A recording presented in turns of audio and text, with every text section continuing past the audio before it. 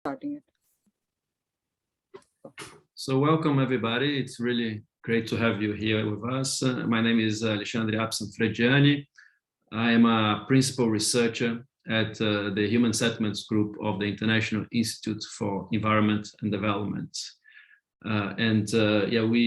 We proposed this session on housing justice as pathways for urban transformations as a result of a series of dialogues that has been taking place.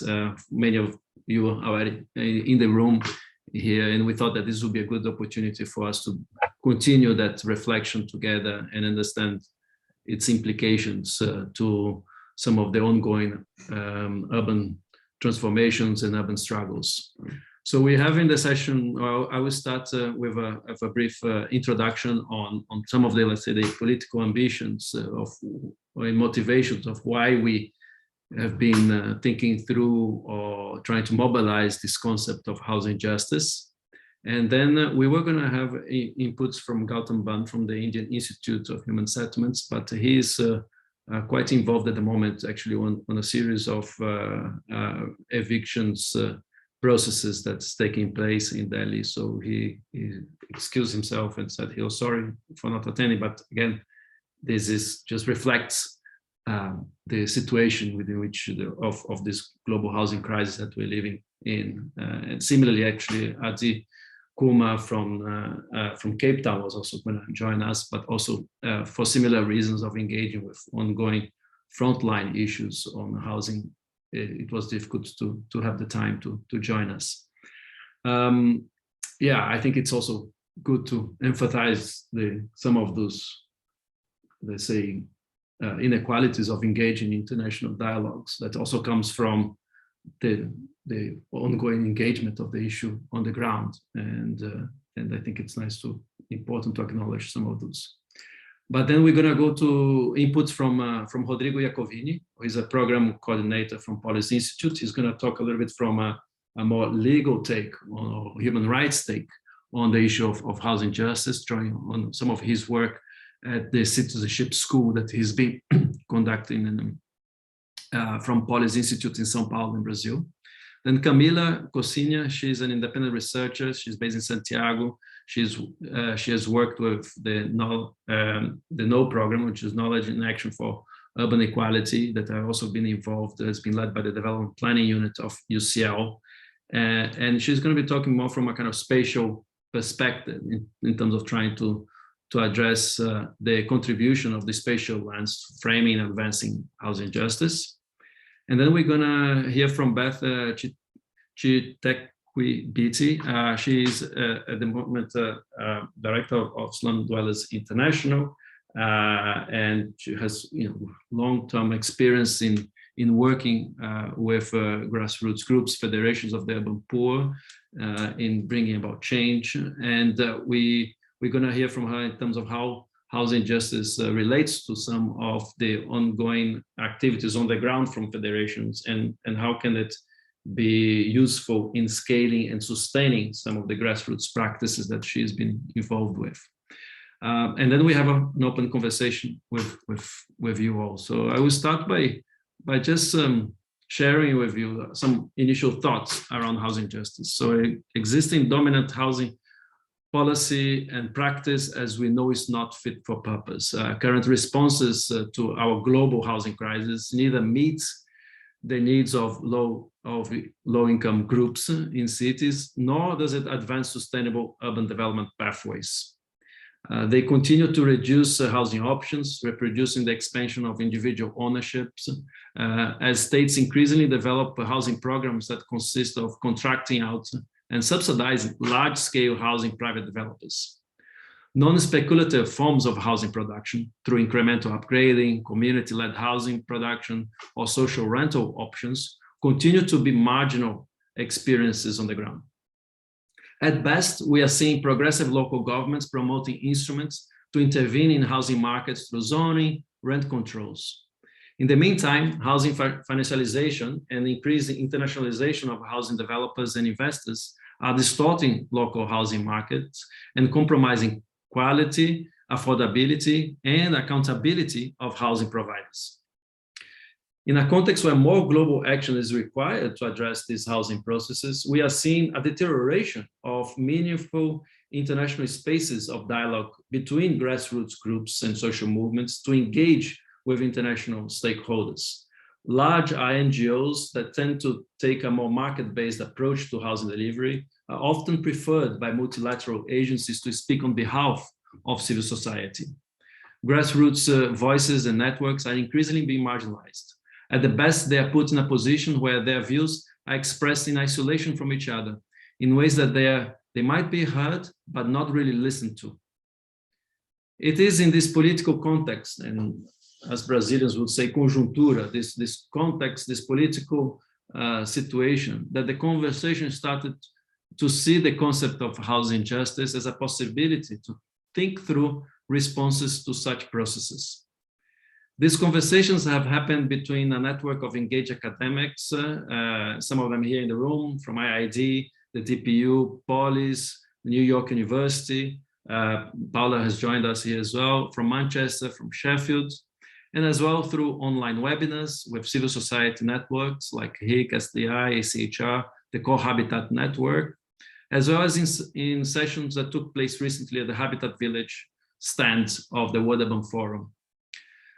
So drawing on those different conversations, I see at least 3 reasons why there is an interest to mobilize this concept of housing justice. 1, so housing justice can bring to the forefront the need to engage with long history of discrimination embedded in housing systems.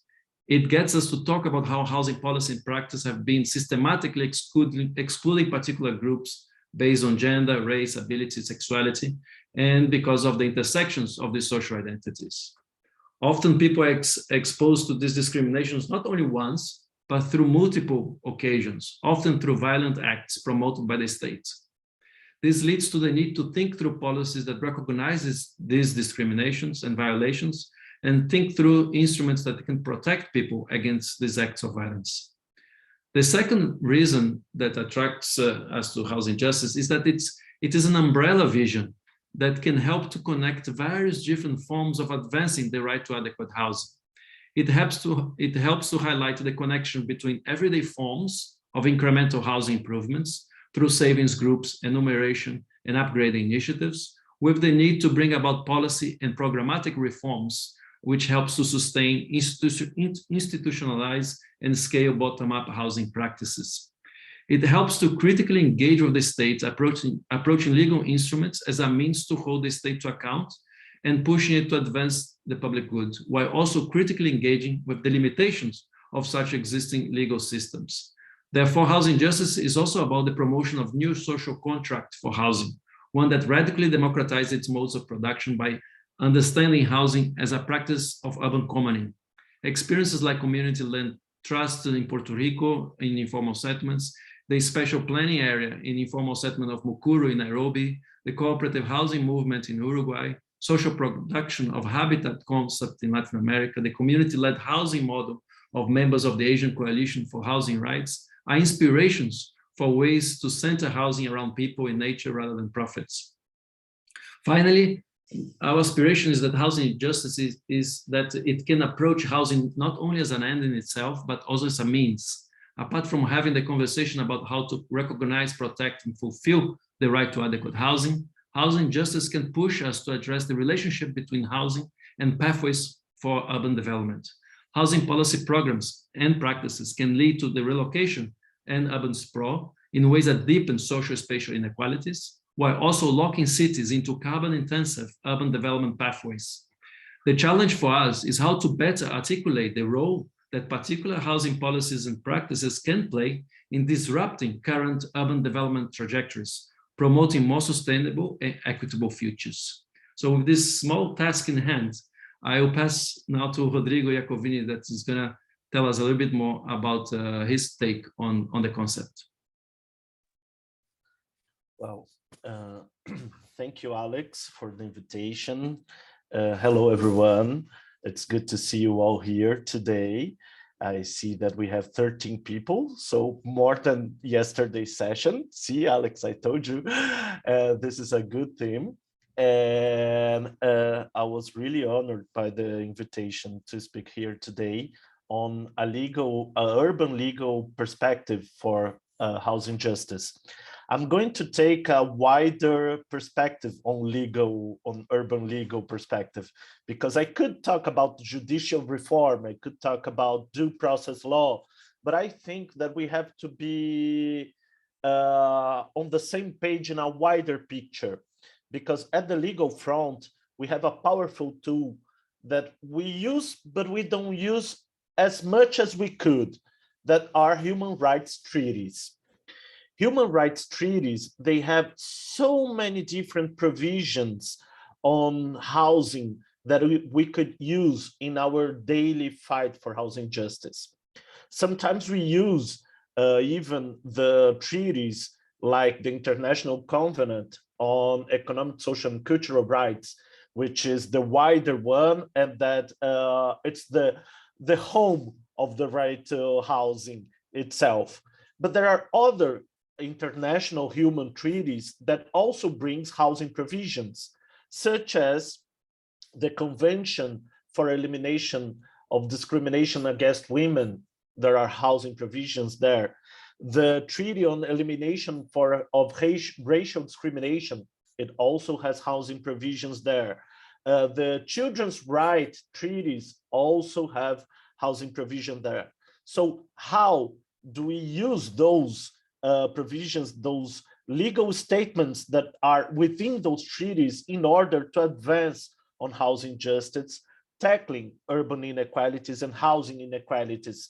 Because that's one of the main points that housing justice brings to the table, as Alex said in the first point that he raised, how we tackle housing inequalities and housing discrimination. So that's one thing that human rights treaties could help us in order to shape another take on housing rights approach and housing justice. But also the more traditional ones, as the International Covenant on Economic, Social, and Cultural Rights, we don't use it in its full force, because besides the Covenant, the United Nations Committee on Economic, Social, and Cultural Rights in the last 30 years published two general comments, General Comment 4 and 7. And those general comments, they interpret, I don't know, they tell us what's the meaning of the right to adequate housing. And when they tell us, for instance, in General Comment number 4, there are 7 different core elements of the right to adequate housing. And one of them is accessibility. And when we are talking about accessibility, we're not only talking about making housing accessible for people with disabilities. We're also talking about how do we use housing as a way to promote equity and equality. So when we look at housing programs, they should prioritize vulnerable and historically marginalized groups. So policies and programs from the human rights perspective, if they are not promoting prioritization, if they are not prioritizing those groups, they're not fulfilling the right to adequate housing. So you have to have policies and programs that prioritize minorities, they prioritize women, they prioritize a way to tackle racial discrimination within the city.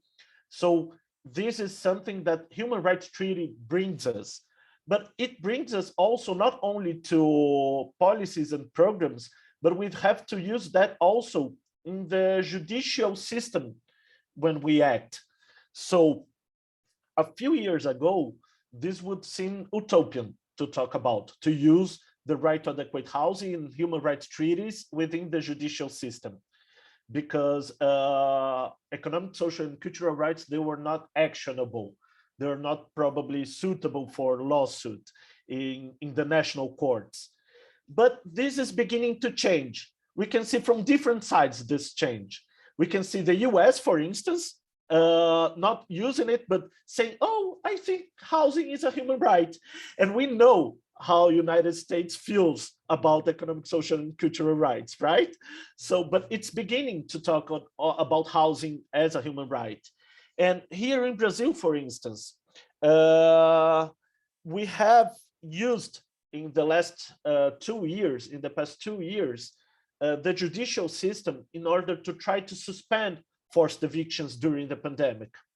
And we were able to challenge the judicial system to do that because we had a strong communication campaign using media produced by social movements and by civil society organization, but we also had a strong legal argument. And this was also based on human rights perspective.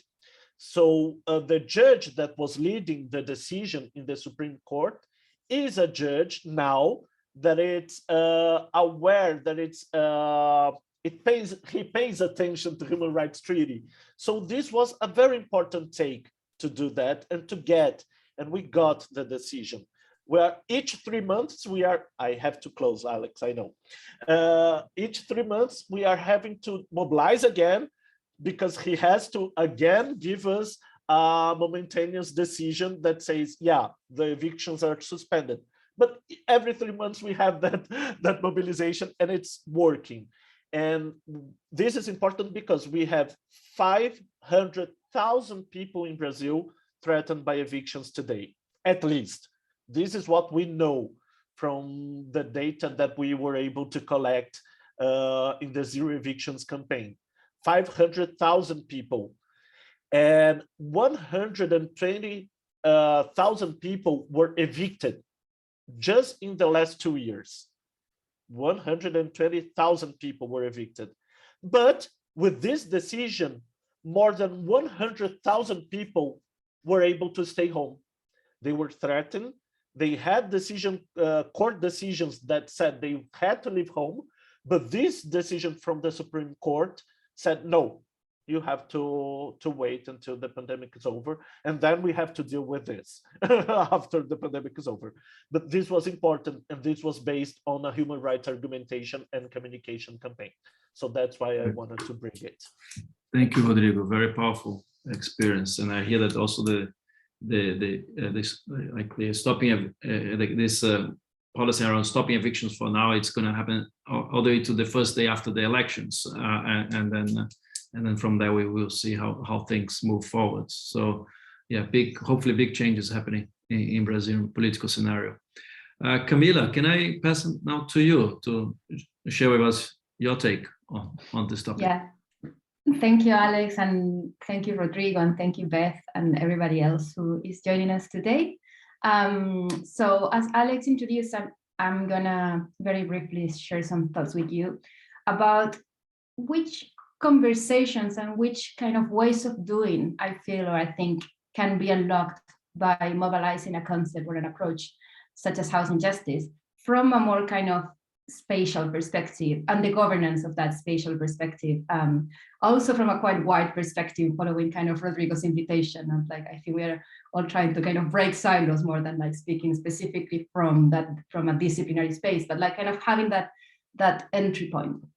And I think from a spatial perspective, I think the notion of the approach of housing justice allows us to open up a series of conversation, mainly kind of three things that I'm going to share with you.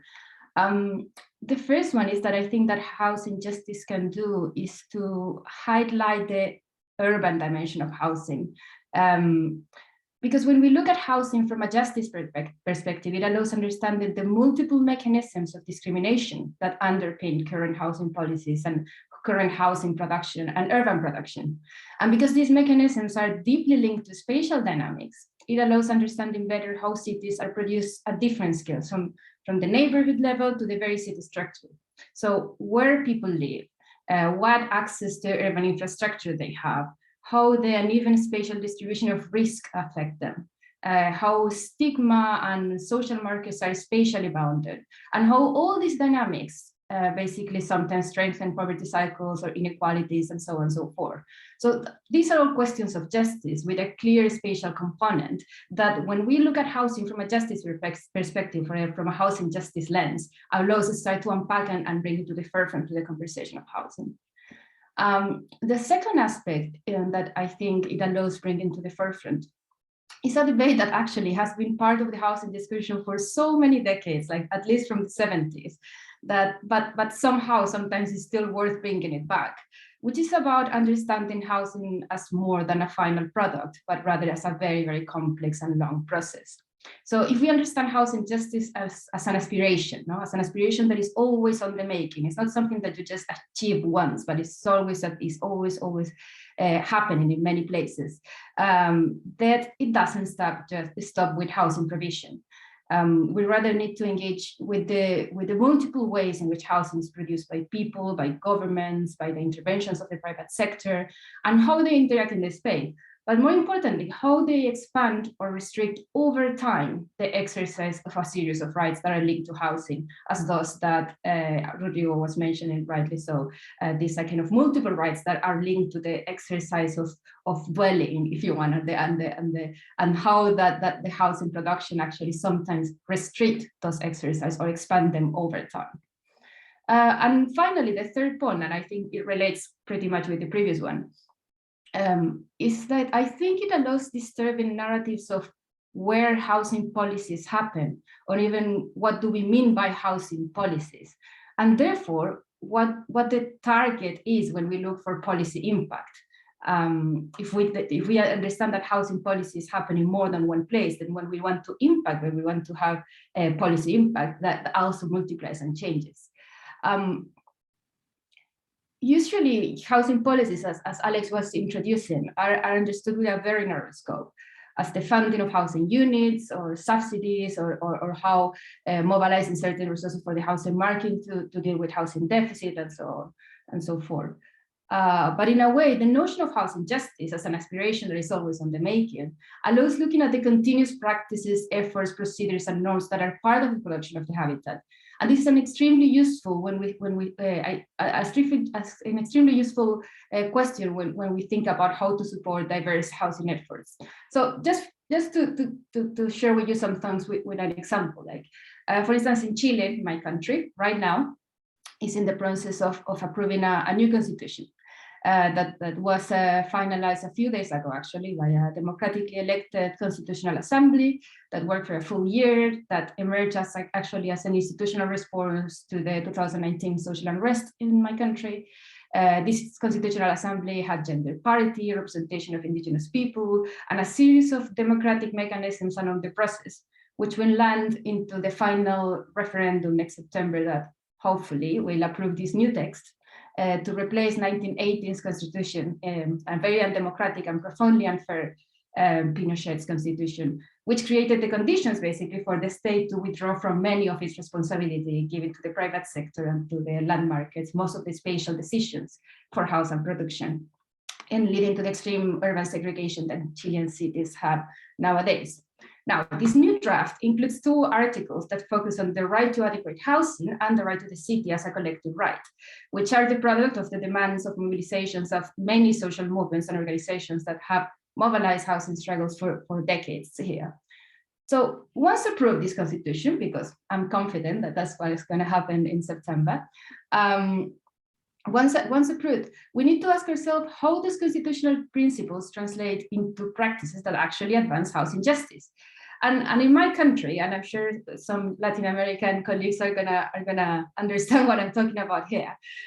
In my country, that is very, very attached to norms and to law. This conversation tends to be dominated by asking which bills will be sent to Congress, which is of course very important, but we know that is not the only question that we need to be asking if we need to advance the housing justice, because the challenge to implement the right to adequate housing and the right to the city lies in so many other places, in the institutional capabilities, in local governments, in central governments, in the cultural norms that underpin discriminatory practices, in the distribution of resources, in the production of housing knowledge and the training of professionals, in the recognition and support of these diverse practices, needs and aspirations and forms of producing housing, including also more confrontational mobilizations, all things that cannot necessarily always fit into a law bill, and which push us to ask, as I say, well, where do housing policies happen?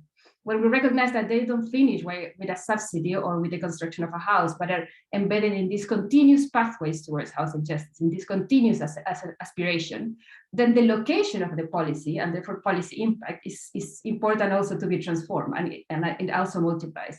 And that for me is also a spatial question, and it's a governance question, but above all it's a justice question. So I'm gonna finish here. Great, thank you, Camila, for dislocating policy. And yeah, opening up this much broader spectrum. And I think it takes us all the way to policies that are generated through everyday collective processes in territories, which I think Beth is very familiar with, has a lot of experience with that. And Beth, yeah, for you, how do you come in? How do you see this concept of housing justice relating to the experiences that you are part of and so familiar? Related to also the experience of Slum Dwellers International. Thanks a lot, Alex, and thanks for taking a lead in putting this together, because in reflection, in preparation for this, it set me back to when we started as STI and how people were mobilizing. They were mobilizing again around access to housing. The premise was always that communities of the urban poor will never, there is no way they can scale up housing delivery on their own, and that what they had to do was demonstrate what was possible, and then engage local government and central government to provide to scale. Sorry, we have a noisy office. And provide to scale using tools and methods that would have been developed at the local community level. I think that was very, I don't know, the assumption was you would find and you could make these reform coalitions at the local government level, and it worked in some spaces. I'm from Zimbabwe. I'm working for SDI now in South Africa, but my experience is in Zimbabwe. And what then transpired was that the first hurdle was actually just to just get secure tenure. So the communities that we were mobilizing focus, even though our first, for instance, projects were looking at from tenure up to the housing delivery. So how do you, the financing, the policies related to an acceptance of incremental construction if individuals were putting in resources because they would never be able to have those resources and what go. The fight to just have secure tenure have resulted in a majority of SDI affiliates actually focusing on just getting access to tenure and services. And to a large extent, a majority of communities then figure out how to do housing on their own, because a majority of governments just abrogate that responsibility. They might have policies and we might have access to constitutional provisions, but they abrogate that responsibility of actually producing housing, because somehow there has been a trickling down of policy positions around the markets being able to provide.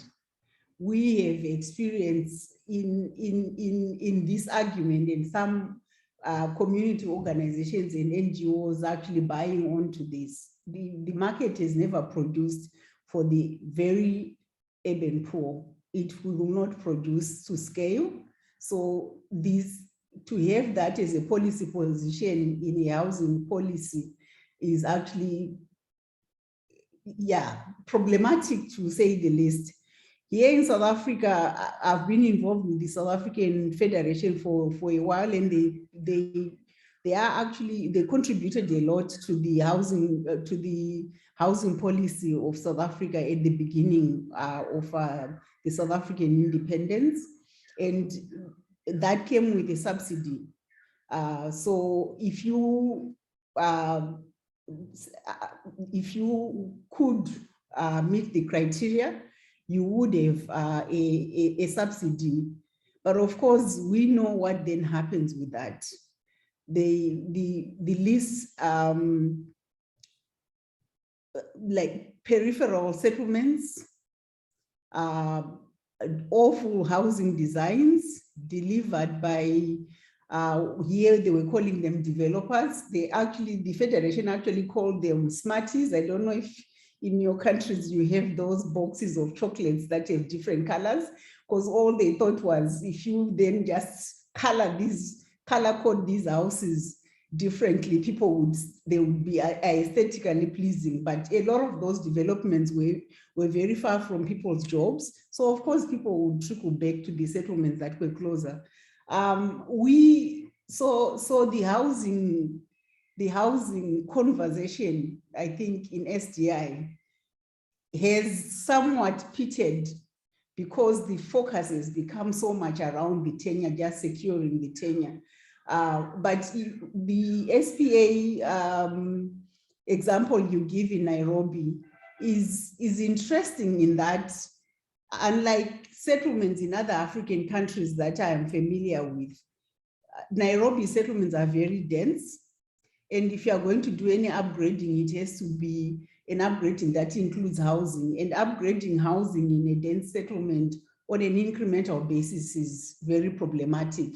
So the federation, who are called Muungano, and their support NGOs, Akiba Mashinani and SDI Kenya, were able to actually present and get a special planning area gazetted within the law in Kenya to deliver services, to reorganize, and the communities collected the data and ensuring, because it's like everyone is saying, it's complex. In our settlements, you have not only, you have landlords, and then you have tenants. And oftentimes when an upgrading comes, the landlords assume that they are the ones who should only be looked at in terms of benefits. So getting this negotiation and fighting for the rights of the tenants to also access both tenure and the delivery process of improved sanitation. At the moment, they are working on improved sanitation, and housing will come in later. So in preparing to this, I looked at just where this concept of the right to housing started. And I was shocked that in 1948, at the Declaration of Human Rights, an adequate to housing was already embedded in that. So the fact that I don't know how many years that is, that we don't have policies, and we not putting pressure on governments where to deliver, not only because housing is a continuum, so it's your adequate, like removal of fear from evictions, services, access to location, is it accessible? Do you have the requisite institutions, public open spaces, schools for children, all of that. The fact that we, in our context as SDI, we're not fighting more for this. This actually made me reflect a bit. So as a result, when communities negotiate for land and local authorities agree, they often are put in the periphery. And of course, if you are looking at people who are living within security, you can understand why they would accept that, because it's actually better than nothing. So this conversation, I think, it's integral, and we as SDI have to revisit it, because we have focused largely on supporting communities to just fight evictions, to have secure tenure, and then the upgrading of those settlements have been largely left to the individuals and the community organizations in those settlements. We've had some successes lately, but starting at the tenure. So we worked with a community here called Joslovo around the 2009 when the World Cup was coming to South Africa and they were being moved out because they are part of what is called the N2 Gateway. They were able to challenge that relocation in the Constitutional Court, and they got a right to stay and upgrading, involvement in the design of the housing. I was here in 2009. It's 2022. They are building, but that settlement, they are building incrementally, and it looks really aesthetically pleasing. But this is how many years from 2009 that settlement, the upgrading of that settlement is not complete. Back in Zim,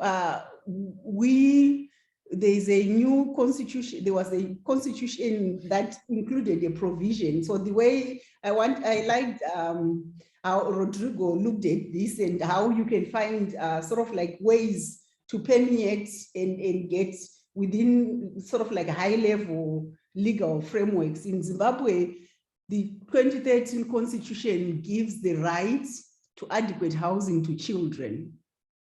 I think it's section 73 in the constitution. So the SDI affiliate, they partnered with a legal firm that challenged this.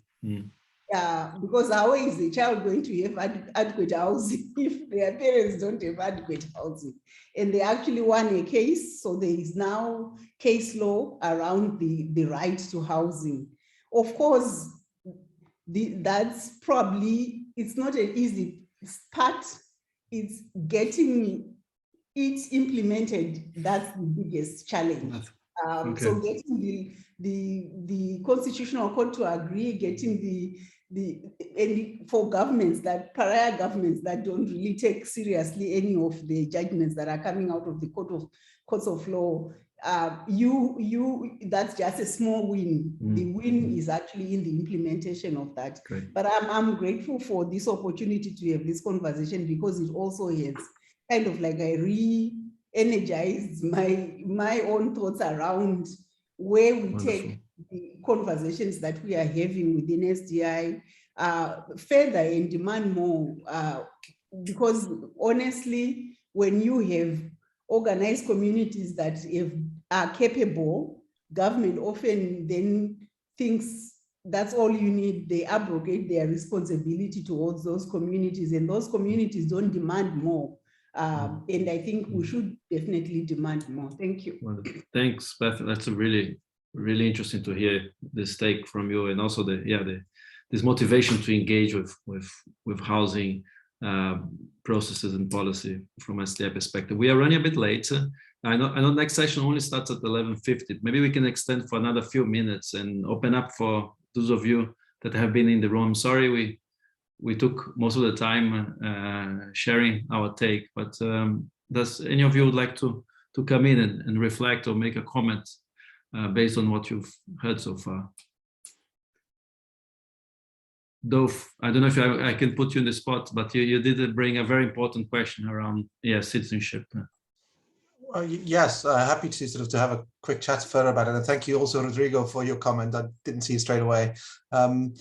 My question was really around sort of to what extent does the concept sort of housing justice, and as well as sort of the various legal sort of instruments that you've highlighted, legal processes through the various discussions, do they actually engage with the very fact sort of that sort of in many urban conditions sort of we are having populations who are actually not citizens and sort of are treated legally as well as socially and otherwise as second class sort of legal subjects, if you like. So I'm really interested in that question of sort of, do these concepts sort of that you propose and that you sort of set out very, very nicely, sort of, do they already engage with such challenges? Are they, and sort of how do you incorporate sort of, in fact, sort of these populations sort of views and sort of interests and voices perhaps in these discussions, given their sort of inferior legal statuses? Great. Just one quick comment on that as well is that I think we've been working quite closely with local and regional governments, networks and frameworks, and they seem to be much more expensive in how they engage with the issue of rights. So they engage with inhabitants in their territory, irrespective to their citizenship status. So their frameworks to protection of human rights seems often to be much more expensive than nation states. Rodrigo, correct me if I'm wrong. No, I agree with you. There is even a movement, well, many other municipal movements of sanctuary cities and other cities that commit themselves to receive and to not only to receive those people, but actually to include them in their policies as well, even housing policies. But I think also that we have to think a little bit, and I would like to stress this question to go a little bit further in that question on housing justice, because when we are talking about citizenship in countries like Brazil, for instance, I'm going to talk about Brazil, okay? But I think it's a common question. Citizenship, it's a thing that officially many people have, but meaningfully they don't have access to, because even Brazilians don't have access to housing. And when you are talking about people that live in slums in Brazil, they are already second or third category of citizenship here in Brazil. So it's a bigger problem for people undocumented as well, I agree. And there is a lot of room to discuss how do we move forward with this dimension of exclusion. And I think it's very important, but also the idea of citizenship, I think that's important for us to stress in order to achieve a concept of housing justice that meets those different status of citizenship as well. That even within the legal ones and the official ones, there is different kinds of citizenship. Camila, do you want to come in? Yeah, just to add something, I think it's a very important question, and it touches at the core, I think, of why we are trying to get to the concept of justice, and like what does it bring, and like how it like deals with those contradictions that are out there when we think about the right to adequate housing. And I think I see this effort around like that we are putting around like advancing the notion of housing justice as part of a wider effort that in many places to kind of expand what we talk about when we talk about rights, when we talk about like kind of how do we start like making it in a more complex and integrated way. And I was just thinking like also in Chile, like Rodrigo is talking about Brazil, I'm talking about Chile. We are very kind of territorial today, but in Chile, like a couple of days ago, there was award the National Award of Human Rights that they do every year. That usually is very linked to kind of human rights violations, state terrorism. Those are the kind of themes that usually have dominated these human rights awards like for the last few decades. This year, it was given to a woman who is actually a community leader, resident in informal settlements in the northern city, who is a Peruvian immigrant, who has been kind of fighting for their right to housing. And what I found interesting is that the case that was made for her when she was like a candidate, it was that she has been a leading voice in the right to the city, the right to non-discrimination, women's rights, immigrant people's rights, housing, right to adequate housing, to water and infrastructure, to a right to work, right to food, like understanding that her role as an activist was to kind of fight in all these fronts, and that is what made it like a leading person for human rights. And I think that is a shift that is taking place in many places. And I think when we talk about housing justice, what we're trying to say is to say like we cannot talk about the adequate housing, the right to adequate housing without understanding this complexity and the notion of justice is an umbrella that Alex was saying at the beginning. What it does is to try to bring to the forefront this very kind of entitled this overlap of rights that happen in the question of housing. Right. And I didn't think specifically about migrants and refugees there, but I think it's quite obvious then how that question fits in the middle of it, regardless the citizenship status. And yeah, also I think I think also we need to go a bit deeper in the sense that those without citizenship status might have less motivation to engage in collective action. At least on the territory, I've seen very different situation. I do understand that perspective. That was also my assumption very often, but I've seen Haitian communities occupying vacant buildings in the city of São Paulo, as well as Syrian refugees, and going side by side on demonstrations to stop evictions in the city center. So I think there is something to be understood there around collective action. Dolph, last minute before we close the session. Okay, thanks. I think I'd like to challenge you a little bit, as you do yourself already, sort of in terms of that. It seems you have the Latin American perspective seems to be much more oriented to it, sort of an inclusive approach from what I hear you say. But sort of these trajectories might be very different. So even in our own backyard, of course, you know, the inability sort of to access public funding, for instance, in the UK hostile environment sort of is actually sort of deliberately designed sort of to exclude sort of these communities sort of that, you know, that we're talking about here. My work in Turkey sort of is showing similar kind of challenges with Syrian refugees. I would be really interested in hearing from Beth and perhaps from others, sort of whether you recognize that story as well in South Africa or in Zimbabwe for that matter, or other African cities. I think there's actually probably a lot more variation going on here. And I think it's important for us to be aware of these dynamics to be locally quite distinct. Beth, do you want to come back on that? Just quickly, I mean, South Africa, completely migrants, no access to housing at all, except in the private market. And the private market also includes informal housing as well as the state subsidized housing. An interesting example I have is, but they is a community in Jinja in Uganda, which were able to integrate, because I think Uganda has a long history of migrants. So of course there are migrants still living, though they might have lived for 30 years in that community, but they were able to, the community organization we work with, they insisted on them being included, even though getting your Ugandan citizenship was very complex, but they insisted that they would be included in the upgrading that was going on. So I think there's also an important role, as Camilla said, of the community itself advocating for other communities that may be more vulnerable than they are.